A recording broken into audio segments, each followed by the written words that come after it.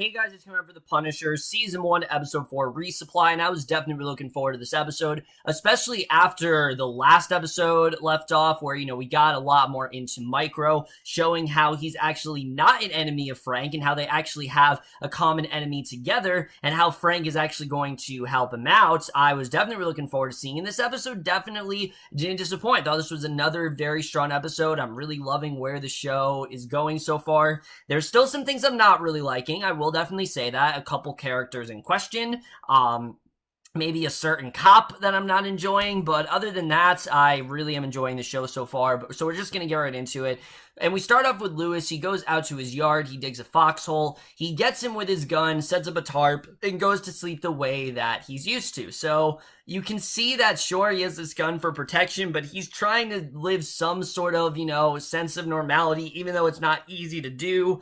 So we then see Turk, and yeah, Turk is a character who he's appeared throughout Daredevil and Luke Cage, and I thought, Luke Cage was kind of going to be the last we saw of him, but no, Turk is back. He's leaving a cargo container when Frank grabs him. He shoves him inside, pouts a gun to his head, and he demands that Turk tell him where the weapon shipment is that he got from the Dicks, and I'm like, oh shit, this might be it. This might be the end for Turk, and luckily, Turk says the Greeks actually dicked him, finding someone who could take the entire load when he couldn't. He shows Frank what he does have and shows him a pink rugger, and Turk explains he doesn't ship weapons with ammo to avoid being jacked, and Turk then suggests that he's just trying to make a living and Frank should let him go. So Frank then pistol whips him unconscious, and again, it shows that Frank does have morals here. There are people that he knows who not to kill, and Turk is someone who he got the information from. There's no reason to kill him. So Micro's then watching Sarah and Leo on the surveillance monitors. He gently strokes the screen where Sarah is and hears Frank drive back in,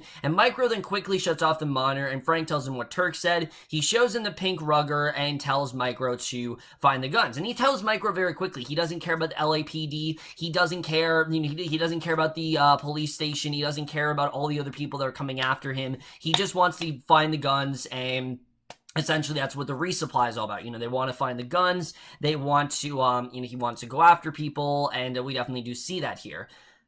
But as good as this episode was, this episode still doesn't make the Sam and Dina stuff any more interesting. It still just feels very bland and boring. We see Sam tells Dina that the guns are due into New Jersey the next day, suggests they hit the Greeks when they unload. Dina's busy looking at Carson's files, finally says she wants to catch the Greeks on American soil like Carson wanted, and Sam then asks for tactical supports approval just as Operation Director Rafael Hernandez comes in, and Sam excuses himself. Dina and Hernandez then hug. He claims that he just recommended her and tells her that the Office of Inspector General is taking on the investigation into Carson's death. So Dina admits that Carson was dirty, which puts the whole field office under a cloud, and Hernandez tells her to earn her stripes and then she can shape policy, but until then she has to play along. He advised her to focus on the greater good rather than Amin's death, and wonders if the position isn't right for her. And I got really excited for a second because I thought, okay, maybe Dina's about to get debunked. Maybe she's about to get stripped of rank, which that actually would take her into an interesting direction. My problem with Dina is not that she's an annoying character, it's just they're not really doing anything that interesting with her,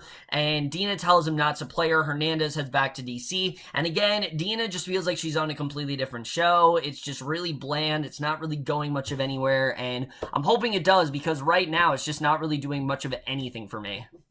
So Micro's in hacking files. He notices that Frank is cleaning his pistol, and Frank then shows him how to take care of the gun once, and Micro says that it's for show. His new partner says that where he comes from, guns are used for life and death, and Frank insists he wants to take the guns off the street just as Frank's phone rings, and it turns out to be Sarah. And I love how he outright tells Micro that he has Sarah's number as leverage. He's not hiding anything from him. I love this. I love that Frank is being straight up with him. He's being very blunt, and even though he's allying with Micro, they're not necessarily friends. They just have a mutual understanding, and I think that is definitely the right way to play it. I think a lesser show would just make these two, best friends, and I'm glad to see the show isn't doing that. It's not lightening anything. It's showing that this is a very dark situation, and they're both very heavily involved, but that does not mean that these two are friends. I mean, that's just not the case. They're not friends at all. Frank wants really nothing to do with them other than the fact that they have a common enemy, and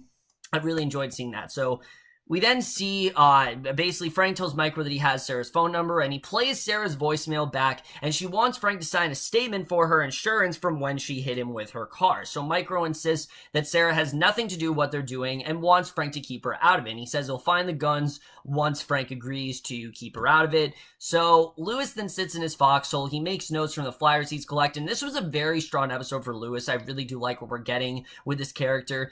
Even if it does feel a little detached from the main narrative, it is still, I think, belongs on the show, because a big part of the show is examining the idea of PTSD and what soldiers go through and the trauma and things like that. And I think they're handling stuff with Lewis very well. I'm really liking the actor here. Curtis comes by. He says that Clay told him what happened earlier. Lewis explains he had a nightmare, and he doesn't have nightmares in the foxhole, and that's why he's been in there, because it's like the only place where those nightmares are not really coming to fruition. So he tells him that Lewis didn't take rain into account and will drain it if it does rain, and Lewis then tunes him out for a moment. The older soldier tells Lewis that he has nothing to show that he's a soldier and invites him back to the support meeting. So Lewis says the meetings don't help and tells Curtis he's going to sign on with Anvil and heads back over to Iraq. And it makes sense. I mean, this is what soldiers kind of go through sometimes, where they realize they're back and they just don't really see where they fit into society anymore. The whole world is different for them. Everything they see involves war. So it makes sense why Lewis just wants to go back into war, because he has those past demons, and there are clearly things that he has not put to rest yet. And he goes back to taking notes. Curtis leaves,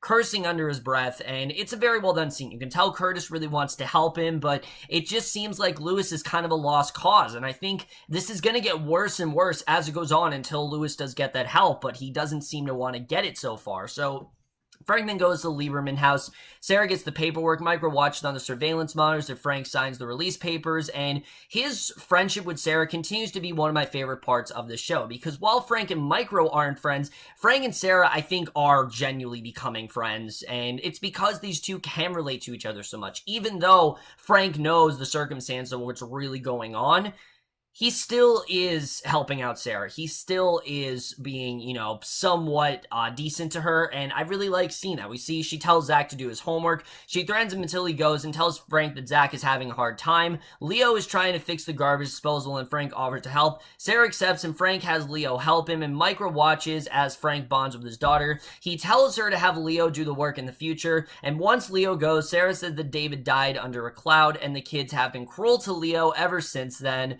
and Frank then talks about how David let her down, and Sarah then angrily snaps at him and, how this wasn't at all her fault, saying that he doesn't know who he's talking about. And again, Frank does know. He knows very well what's going on here, and he offers to fix the insurance so she doesn't have to deal with the insurance company, but she refuses to take his charity, but Frank insists, and she finally agrees. And like I said, I like that he's using this to his advantage. At this point, she is still kind of leveraged for Micro, but at the same time, a lot of information now makes a lot more sense. And there's a lot of things where you can tell he wants to tell her what's going on, but he has to keep her out of it. But I would not be surprised if she's going to eventually get involved as the season does go on.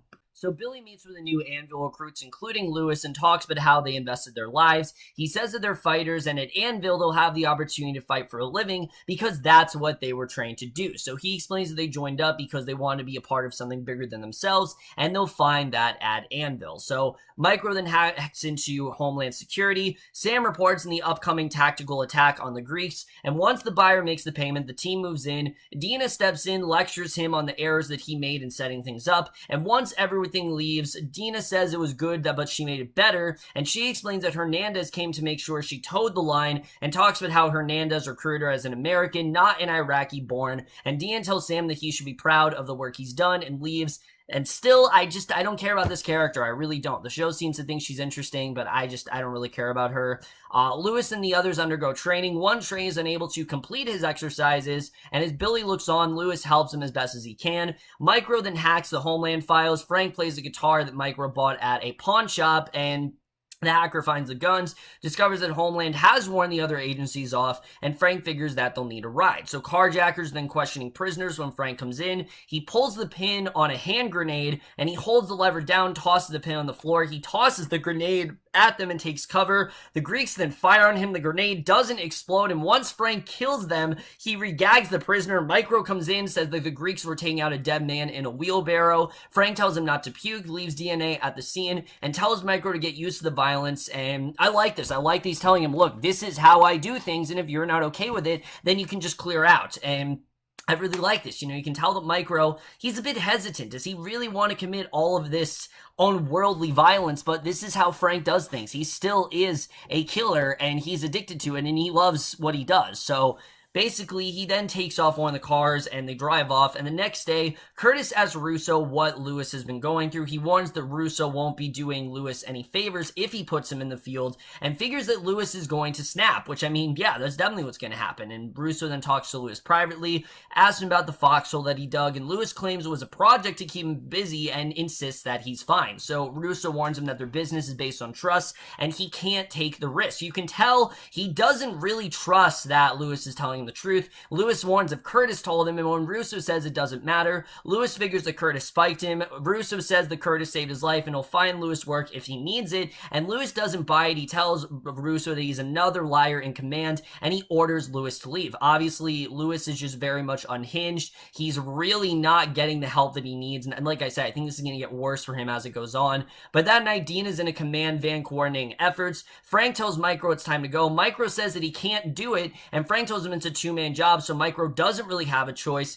He doesn't want to hear excuses, says that Sarah told him that Micro would never get his hands dirty before, and Micro picks up his gun and leaves with Frank. And I like that Frank is kind of peer pressuring him in a way where he's using his wife against him and saying that this is not, this is what your wife said and you want to show your wife you're something different. I really like seeing that. But the Homeland team that moves in position. Dina reports that the weapons are coming in. Micro's monitoring their communication, then feeds music over their comms to jam them. Franklin gets in the truck, tosses the driver and passenger out of the cab. Meanwhile, Dina calls Sam, tells him that the operation is still a go. The agents following the truck find it parked by the dock. They move in, they find the cab empty. Franklin opens the rear. He fires a flamethrower near them and tells them to toss down their guns and dive into the water. So they dive into the water. Dina sees the truck pass the same location twice, realizes that someone has put the video feed on a loop, so she calls Sam, says she's heading for the pier where the truck was going, and drives off. Micro drives the truck off. Frank follows in the car. Dina spots the car and follows. Micro then warns Frank, and Frank sends Micro on ahead, takes off a different way, leading Dina off, and they race through the streets. Frank apparently loses her. However, Dina does get ahead of him. They both stop, looking at each other from a block away. They then speed toward each other. His partner tells him to go over, but Micro comes out of a side street. He slams into Dina's car. Frank stops, goes over to the truck, and he then pulls the unconscious Dina out of the wreckage of the car. He checks for injuries, and she realizes who he is, and when Dinah tries to go for her gun, Frank easily takes it away. He checks her ID. She asks if he killed Carson, and Frank tells her that he did, and he was dirty. He advised her to stay out of his way, walks off, her car explodes, and that is the way the episode ends.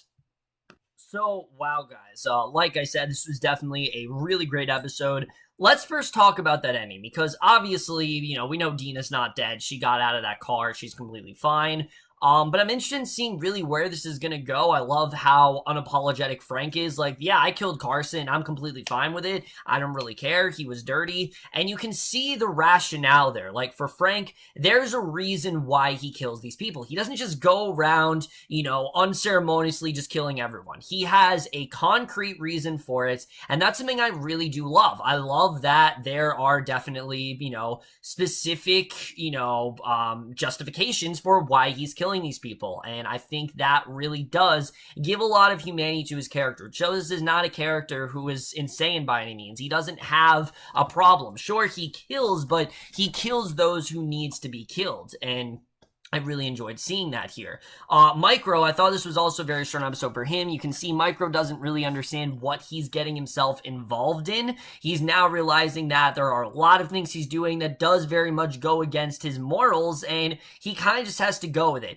That being said, though, I don't know if I loved that, right in this episode, he tried to, kill Dina. I don't know if I really felt okay about that. I really was not, into that. I understand that he got his hands dirty, but I did like that in the end of it, he actually is the one that got her out of the car and, pulled him out of there. So I like that he does still have his morals intact. I just don't know if now was the time for him to do something like that. I think he should have just watched Frank, and then maybe he could go through the season, then realizing, gradually starting to go more into that darkness and starting to commit some, more dastardly acts like Frank does. And I think, just it felt a little too convenient, but I still thought it was a good moment. I still thought that, the actor who's playing Micro is just selling this character so well, and I'm really loving what they're doing. And like I said, I like that Frank is using Sarah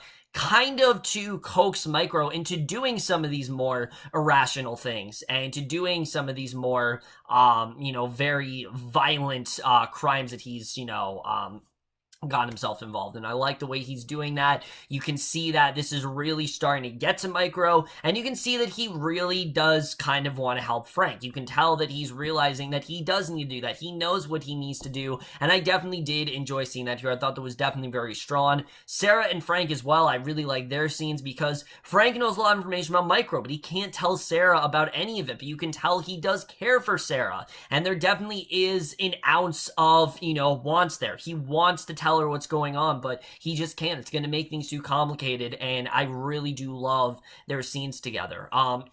As far as things go with Curtis and Russo and Lewis, this is just going to get way worse. I mean, obviously, Russo, he can tell that this is already a problem and that this is definitely going to become a big, this is definitely going to become a big predicament for Lewis, and I like that he told Lewis to leave. It's preventing him from getting in, it's preventing him from getting into a really bad situation, and I like that he did get Lewis out now, but this isn't going to end. Lewis is just going to get more and more unhinged as the season goes on, and I'm hoping that it's gradual. I'm hoping it isn't like, he just starts to get more and more, lose more and more humanity, but that is kind of what happens when you get PTSD. You essentially lose a part of yourself. If you guys have seen Thank You for Your Service, they very beautifully captured this, where, I hate to say beautiful because it's not at all a beautiful subject, but they capture it in a way where it made a lot of sense, where you lose a part of yourself, a lot of your humanity, a lot of your, inner sort of feelings, a lot of your, sort of more, vicarious sort of activity is kind of gone. You're much more unhinged. You're much more, everything you see, you're trained where every sound you hear sounds like something in war, and that's very much what's happening to Lewis, and we really see how this is already affecting everyone in his inner circle, and I think, like I said, it's just going to get worse and worse as it goes on. My only problem with this episode, once again, is Dina. I just don't care about this character. 4 episodes in, they're still really not doing anything that interesting with her. I'm not really interested in where she really does go. I try to get more invested with her. Trust me, I do. It's not the actress. I think the actress is doing fine. I have nothing wrong with the actress, but I really don't have a problem with her. But what they're doing with this character is just really not that interesting. I really am not feeling anything going on with her, and I just don't care about her. The show wants you to so badly, but I just don't really have any care towards her whatsoever. Other than that, guys, this was still a really great episode, and I'm definitely going to give The Punisher Season 1, Episode 4 Resupply a B+. So over, guys, from this episode of The Punisher, let me know what you guys thought of this episode overall. Love your thoughts. And like I said, guys, really loving the show so far. Definitely interested in seeing where the rest of this show does go. But that's my review. Hope you guys enjoy. I'll see you guys in my next video, and I will see you guys for that. Okay, bye.